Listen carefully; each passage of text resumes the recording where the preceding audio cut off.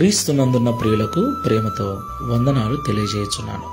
December నెల 25వ తేదీ 2024. ఈరోజు దేవుడు మనకు చేస్తున్న వాగ్దానం ఏమిటనగా లూకా శుభవార్త 2వ అధ్యాయము 14వ వచనం. సర్వోన్నతమైన స్థలములలో దేవునికి మహిమయు, ఆయనకిష్టులైన మనుష్యులకు భూమి మీద సమాధానమును కలుగునుగాక. ఆమేన్. నా ప్రియమైన సహోదరి సహోదరులారా, మొదటగా ఈ మాటలు వింటున్న మీకందరికీ మన ప్రభువును రక్షకుడైన యేసు క్రీస్తు ప్రభుల వారి జన్మదిన శుభాకాంక్షలు మీకు తెలియజేస్తున్నాను. Happy Christmas, merry Christmas. నా ప్రియులారా, ఈ క్రిస్మస్ దినమున నిజంగా ఎంతో సంబరాలు చేసుకుంటూ ఎంతో హంగులు ఆర్భాటాలతో యేసుక్రీస్తు పుట్టిన దినాన్ని లోకం జరుపుకుంటుంది. అయితే యేసుక్రీస్తు ప్రభుల వారు ఎందుకు పుట్టారు? పాపులను రక్షించుట కొరకు పుట్టారు. దేవునికి మహిమ కలుగును గాక. పాపంలో ఉన్న మనిషిని రక్షించటం మాత్రమే కాకుండా ఈ లోకంలో ఎవరైతే ఆయనకి ఇష్టలుగా జీవిస్తూ ఉంటారో వారికి సమాధానం ఇవ్వటం కొరకు ఆయన పుట్టాడు.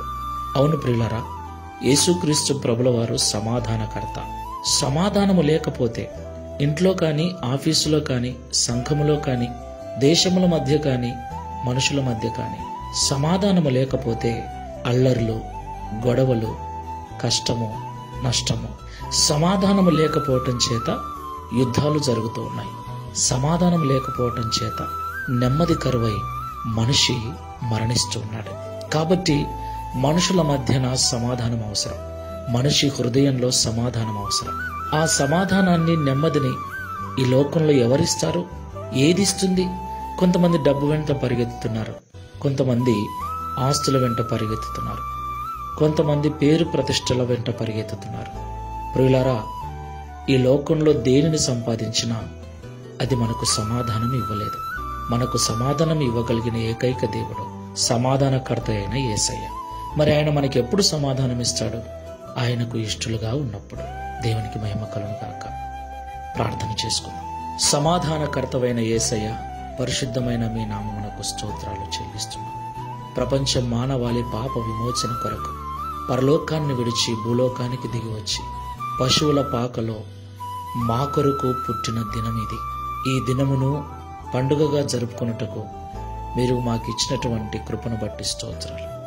ప్రభువా, మమ్మల్ని పాపముల నుండి విడిపించుట కొరకే కాదు, నీకిష్టులుగా మేము జీవిస్తే సమాధానాన్ని కూడా మాకు అనుగ్రహిస్తారని ఈ ఉదయకాల సమయంలో మాట్లాడినందుకు స్తోత్రాలు.